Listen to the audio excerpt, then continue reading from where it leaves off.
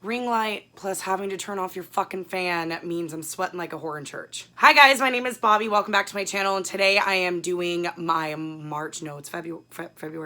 February wrap up. So I am filming this on the last day of February. By the time you see this, I will be in Las Vegas. So I'm filming this ahead of time. Already done a lot of shit today. Had a lot on my plate. Already thought I was done and I could relax for a bit, but no, I still have to go pick up Danielle from a friend's house, and I still have to film this and get it edited and set to post before I leave Monday night. So I read 4 books in February, which is 2 better than January, so slowly getting better. I struggled still a little bit this month. It was just a little bit easier, and I'm hoping the ball's gonna get rolling because this is turning out. 2020's just been shit so far, and it doesn't look to be getting up anytime soon, so we'll see. But first, I guess I'll talk about the 2 books that I'm currently in the middle of that I started. I already mentioned these in my TBR. Why can't I speak? But the first is The Blade Itself by Joe Abercrombie. I am 200 pages into this. Haven't picked it up since I talked about it in my March TBR. Cindy and I have kind of decided to DNF it for now. May pick it up here and then as we decide, but as of right now, it's a DNF for now. It's not permanent because, like I said, I was really enjoying this story. This is a very character-driven fantasy story that is very much about the world and how these main characters interact in it more than it's plot-driven, which I love because all of these characters are very morally gray and they're pretty cool.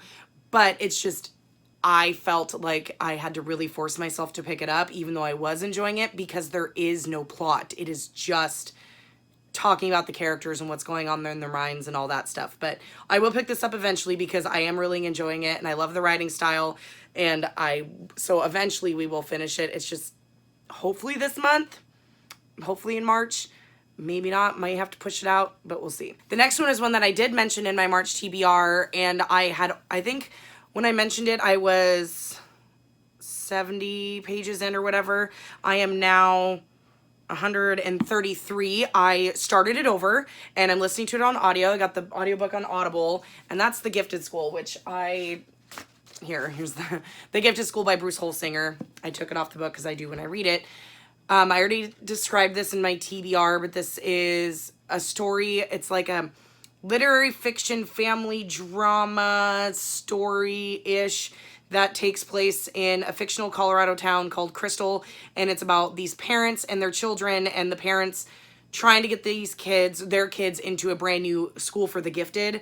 So it's very much about family pressure. And when this came out, it came out right around the time of the college scandal where Felicity Huffman and all them had paid the admissions people to get their kids in and shit like that. So this is kind of like this, I haven't gotten that far into it yet. I mean, it's a big beast. It's almost 500 pages.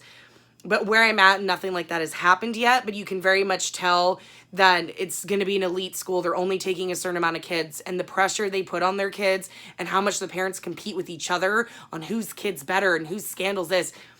I enjoy that kind of stuff. I know this book will not be for everybody, very much so.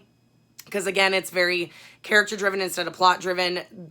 The whole plot is these parents trying to get their kids into this school.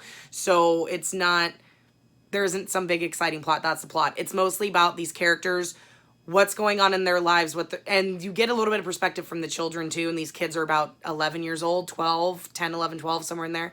And so you get a little bit of their perspective as well. And what these parents are doing to themselves and each other and their children, and what that all means for the group and as a whole.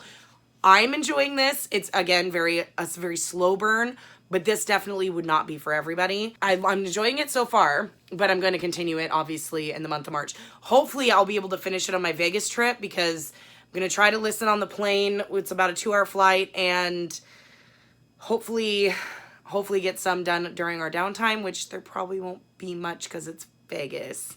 But we'll see. Next, I'm going to go with the one buddy read that I'm not really going to talk much about, and that's Rose Matter by Stephen King. I read this for the 7th time. According to Goodreads, it's only the 3rd, but I read this for the first time back before Goodreads existed, like before the internet existed or was just getting started. I buddy read this with Steph over at Steph Loves, Gav over at How to Train Your Gavin. My subscriber Monica joined in, and Cody from Cody's Book Corner.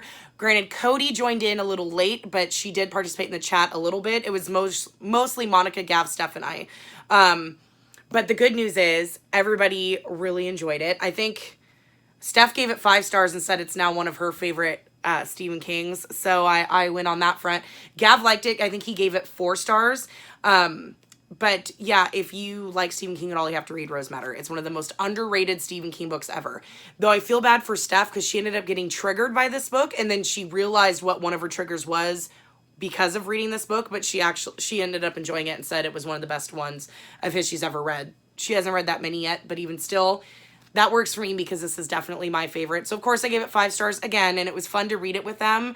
And for Monica, it was a reread too, but she hadn't read it in years and years, so she'd forgotten a lot about it. But it was great to see Gav and Steph's reactions as they were reading it as well. And that's why I said, fuck yeah, I'll read it with you again, or reread it myself, but reread it while you guys read it because I loved seeing the reactions and stuff like that. And that's why I want people to read. This is why we do this, is so that we can get other people to read our favorite books. Okay, so for the 2 books I read that were new to me, and both Book of the Month books, actually, I guess I'll start with my other buddy read, and that is A Ladder to the Sky by John Boyne. I buddy read this with Vicky at chapter 32, and both of us fucking loved it. I think I give it 4 or 5? I can't remember if I gave it 4 or 5 stars. I'll have to, I don't remember. I think I ended up giving it 5 in the end. But it was like a 4 through most of it. I love John Boyne's writing. His writing is fantastic. It's fucking phenomenal. I want him to keep putting out more books. I followed him on Twitter, even though he doesn't tweet that much, just so I could keep, when he puts something new out, because he's, oh my God. This isn't as good as Heart's Invisible Furies. We both agreed that we liked Heart's more, but this was equally as good. So this tells the story of Maurice, and Maurice is a piece of shit. He is a terrible, horrific human being, and he's a writer, so it's about his life from the time he was about like 20 up until, what was he, 60s-ish, 50s, 60s, somewhere around there. But the way this story is told, it's not told like Hearts, it's told in parts. So you have, I think there's 3 or 4 parts, 3. No, maybe it's only 3 parts with little interludes in the middle. And most of the book is told from other people's perspectives other than Maurice. So you don't get Maurice's perspective until the very end, like the last part of the book, which made it a very interesting read because you're getting all the horrible things this man is doing from the perspective of the people he's doing it to. And I found that extremely fascinating and made it for a very interesting character study. Because usually when you do a character study, it's either an omnipotent person telling it or it is the person themselves. But this was, you know, the first part is from Heinrich, which they talk about him in the dust jacket. Maurice meets Heinrich in a German, I think were they in Germany? No, London. Or was it Germany? Either way, in a European city. He's in the bar. Heinrich is in the bar and Maurice is working in the bar or restaurant area. He recognizes Heinrich, who is a very famous author, and kind of befriends him. And what most people don't know is that Heinrich, I think I'm probably butchering the name. I am so sorry. He's gay and has been in the closet for multiple years. He had a traumatic experience when he was in his 20s in World War II Germany. And he since then has repressed his gayness. And I believe John Boyne himself is a gay man. I could be wrong. Don't quote me on that. But he writes gay men so fantastically well, I would not be surprised if it's own voices, because he just the way it's just beautifully written. But yet Heinrich has struggled, and so Maurice kind of sidles himself up to Heinrich and kind of becomes his friend and wants him to mentor him and kind of follows him around Europe on one of his book tours. But basically you can see from the beginning that he's using Heinrich to further his career because he wants to be a writer and all this shit. And the big main thing that happens to kind of catapult this story forward is he steals, and this is the only little nugget I guess I will give. he steals Eric's life story and turns it into a fictional novel and becomes famous off of it. And in turn, it ruins Eric, and it's yeah, it's fucked up, is what it is. It's super fucked up, and the story kind of goes from there. And so the first part is from Eric, the second part is from another person in Maurice's life, and then the third part is from Maurice himself.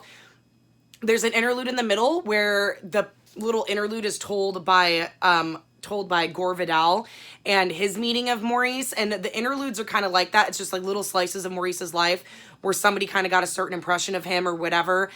It was fantastic the way it was written. Maurice is one of the worst characters I've ever read in fiction. He is so reprehensible. He's abhorrent. He's absolutely abhorrent in his behavior and the shit he does. He's a terrible human being, but it was fascinating to read about him and his life and figure out where he ended up and was he going to get his karma. And it was just so fantastically written. I love John Boyne. Like, Vicky and I are kind of at the spot now where it's like anything else he puts out is like auto buy, auto buddy read, because we just love him so much now. This was fantastic. This was absolutely fantastic. If you liked Heart's Invisible Furies, or you want something a little bit different, because Heart's is more heartfelt and more a life story of somebody that's very deep and emotional. This is not that. I mean, it's still kind of a life story, but Maurice is evil. He's fucking evil. So it's a little bit of a twist on it. And this is also a lot fucking shorter. This is like just under 400 pages, I believe. Something like that. Yeah, just under 400. It's like 362. And whereas Hearts is like 500 and something. So this is a little bit easier to get through-ish, because he does some terrible things. But I highly recommend it if you loved Heart's Invisible Furies. John Boyne's writing is absolutely gorgeous. And this story was fucking awesome. Like, we just breezed right through it. Couldn't wait to read it.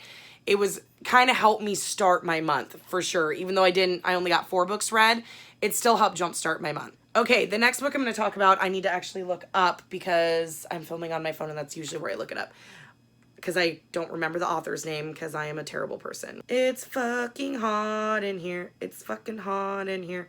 This really sucks. Okay, so now that I've got it on Goodreads, the next book I read on ebook. I have a Kindle and I put a lot of books on my Kindle and I use the Kindle Unlimited service, but I very rarely read them anymore. But my best friend does all the time and she told me I had to read this one. So I buckled down and did, and it's called If You Tell, which I'll put the book on the screen. If You Tell, A True Story of Murder, Family Secrets, and the Unbreakable Bond of Sisterhood by Greg Olson. So this was a story about, it's a true crime story, and it's about a mom who is and was horrifically abusive to her children, her 3 children. Now, I gave it 3 stars. The content warnings, like anything under the fucking sun. Abuse of children, like attempted murder, like there is a lot of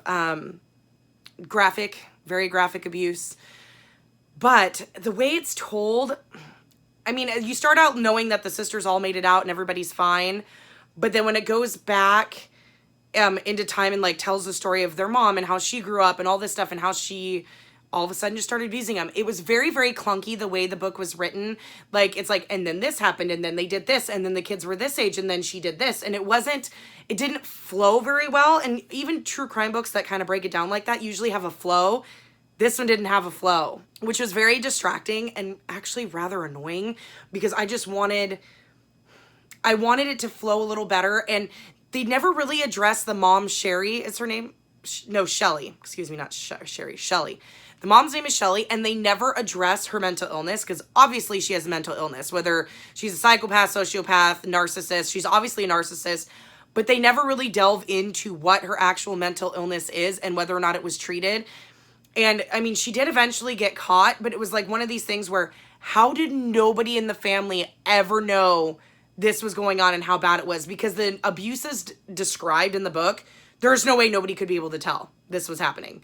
Because between the starvation, the beatings, and where they were beaten, the stuff that was done to them, somebody would have known. And the father of the youngest child, who stayed married to her for a while, was okay with the abuse. Like, he let it happen. He didn't say anything. And stories like this usually don't bother me. Like, I mean, they're horrific. but the triggers don't get to me as much. But for this, it was just kind of like, okay, it bothered me that he never did anything, and it bothered me that he didn't have anything to say for himself, because they interviewed him as part of the book, and he never had anything to say. He never said why he didn't stand up to her or beat the shit out of her himself for treating their children that way. It was just, I don't know, it was just kind of hard to wrap my head around, like, how nobody figured it out. Did everybody have their heads in the sand? Like, it was kind of and it made you feel kind of icky. And, you know, it's okay if, like, books, like, because books like this are going to make you feel kind of icky, but this was icky in, like, a, God, nobody helped them, and it was just hard to describe. Major trigger warnings for almost everything under the sun. Horrific child abuse, accusations of rape that aren't true, a lot of triggers, almost any trigger you can think of. But yeah, I only gave it 3 stars. Everybody's saying that it's super fantastic and really good. Maybe that's just because the abuse depicted is so horrific, but the way the story was constructed itself, it was okay. It was average. Okay, and then the last book I read, which this is the one I talked about in my TBR, where I'd gotten like 130 pages in and then just put it down for 2 weeks and then picked it up on audio and finished the last 200 pages in one day. And that's The Sundown Hotel by Simone St. James. I really enjoy Simone St. James. I read her book, The Broken Girls, last year, the year before when it came out. I got it as a book of the month. Absolutely adored it. So this one I think I like a little better. I gave this one 4 stars. So this is a dual timeline, just like The Broken Girls, and you've got Carly in 2017, and you have Viv in 1982, and Viv is Carly's aunt. And in 2017, Viv is gone. Viv disappeared in what was like August or something of 1982. She disappeared while she was working her graveyard shift, her night clerk shift at the Graveyard Motel, and nobody knows what happened to her. They don't know if she died. They don't know if she just disappeared and started her own life. There were some murders going around that time of missing girls or girls that were getting murdered and dumped, and that, like, but her body was never found. So they don't know, you know, was she a victim as well, or did she just get up and leave? Nobody knows what's going on. So Carly, in our present timeline, wants to figure out what happened to her aunt. And her mom has passed away from cancer. Her brother's getting married. She doesn't really have any other family besides her brother. So she wants to figure out what happened to her aunt. So she goes to, what is it? Oh, it's New York. Okay, Fell is the name of the fictional city, Fell, New York. And she decides, I'm going to, you know, get a place to live, or, you know, share an apartment with this girl named Heather. And I'm going to go work at the Sundown Hotel at the same graveyard shift that my aunt did, and kind of put myself in her shoes. And then the story takes off from there. What I liked about this is this has got a lot of paranormal stuff in it. There are ghosts, which is really, really freaking cool. Because in The Broken Girls, ghosts are alluded to or hinted at, but they never really apparated. It was never concrete. It was never really there. Nobody really saw a ghost. In this one, they are seen, heard, the whole 9 yards. There's ghosts, and that I love that. I also love Simone St. James is one of the most atmospheric writers ever. The way she writes, it feels like you're right there with the characters. It's awesome. Like in The Broken Girls was the same way. She's very atmospheric in her writing, and I absolutely love that. That is probably my favorite thing about her books, more than the story itself. Now, when it came to the actual story and the plot, it's pretty easy to figure out the mystery. Vicky and I both kind of had it figured out before it got to the reveal, which it was kind of the same in The Broken Girls. But for me, I don't think she's trying to do some big dramatic twist. I think it's more of being in the atmosphere of what's going on. And I mean, this cover is fucking awesome too. But like just kind of being in the atmosphere and being in the story, and you can see the ending coming, or you can see the twist coming, but it's not that big a deal. And that's kind of how I felt here. Also with the dual timelines, in The Broken Girls, it was great. Like I didn't have any problem with them. She can write dual timelines really well. In this one, it wasn't as good because the dual timelines were almost damn near identical in what each woman was doing. So what Viv was doing in 1982 was exactly what Carly was doing in 2017, only Carly had the internet and stuff like that, whereas Viv did not. So, I mean, it was different how they were detective working to try to figure out what happened to these girls, and that was different, like how they were going about it, but the end result was the same. They were both doing the same thing. It was, you know, it got confusing at times and kind of redundant because you're getting the same thing. It's like, okay, well, we just heard Viv do that back in 1982. Now we got to watch Carly do it over again. Only now she's looking for Viv. Like, okay, like that part kind of drove me nuts. And the ending felt a little bit rushed, but I enjoyed it. It was still good. The way she writes her atmosphere is just so fucking good, and it's so worth it. And I highly recommend the audiobook. The audiobook was fantastic. Like, I didn't want to put it down. So that's always a good sign because, you know, I'm a picky audiobook listener. So the fact that I couldn't put it down, there's 2 narrators, one for Viv, one for Carly, and they were both fantastic. So I highly recommend the audiobook if you want to go that route. But this one was still good. I still recommend it. Just know it's not a thriller. It's more of a mystery with a paranormal aspect to it with ghosts. So it's a mystery with ghosts. But this was one of my highly anticipated books of the year because I love Simone St. James. And when I saw she was releasing a new book, I was so excited to read it, especially with the 80s timeline and the old motel and stuff like that where it's kind of creepy. Go read this one if you like The Broken Girls because you definitely will enjoy the Sundown Motel. Again, 4 stars. Okay, guys, that's it. That is my February wrap up. I seem to be in a little bit better spirits. Maybe it's because I leave for 2 days. I leave in 2 days for Vegas. But my reading has gotten better, and I think the audiobooks are really going to help me in pushing forward. Like The Gifted School, like that was like 2 hours, not even 2 hours, and I'm almost 150 pages in. I've been listening on 2 times speed. So Steph, again, you'd be proud. Got the 2 times speed going, but I have it's been helping. Like I can sit, I can relax, and it's been helping a lot. So I think I'm going to try to do as many audiobooks as possible, especially with my trip coming up, to see if I can get more read that way because it's just, right now I don't feel like physically reading. So audiobooks is still reading because I'm still consuming the story. So for now, I think I'm just going to do books that I own only so that I can be able to track it so I know where I'm at. Still struggling to figure out how, maybe Audible might, I just have to play with it a little bit. I just haven't played with it, but yeah, that's it. My next video, hopefully I'm going to try to get this to go up a week from when I'm filming, like, you know, next Thursday or Friday, so that by the time I get back from Vegas, I can hurry up and edit the vlog. I'm going to try to vlog the whole time I'm at Vegas, so that'll be the next thing you get when I get back. But until then, happy reading. Wish me luck. Hopefully it goes well. And I'll see you guys after Vegas. Bye.